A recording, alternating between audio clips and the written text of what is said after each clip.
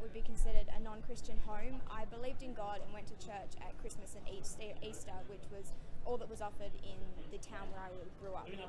I was taught that in order to please God, I needed to be polite and nice to everyone. Once I went to high school, I wanted to fit in, and because of that, I really had no time for God and what He wanted. When I was 14, I went on a camp that was recommended by some of the staff at my school. On that camp, I learned that I was sinful, and for that I deserved to be punished. Through having the gospel of Jesus explained to me, I came to know the grace that comes from God to those who believe.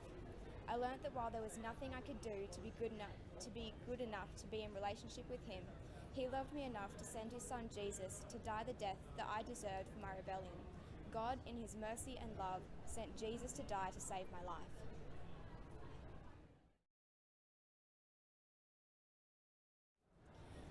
In how I relate to other people, my work, my uni life, I aim to show that my need for God is greater than my need for money or relationships or for a comfortable life after university. I was sent to university in order that I graduate and get a good job, that I would be able to provide for myself and my family.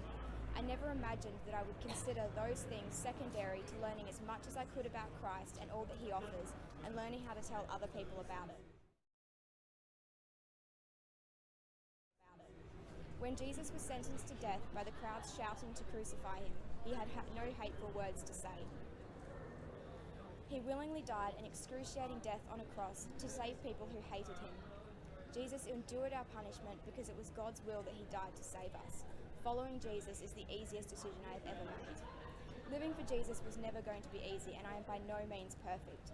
For me, living for Him means allowing Him to lead my life. God is far more qualified than I to lead me in that way. The things I have forfeited in this life are nothing compared to what comes from being part of God's family. Now imagine if you had information that could save your life. Consider if that information could also save the lives of all the people around you. How could you not tell them about it? The life-saving news of Jesus needs to be heard by everyone.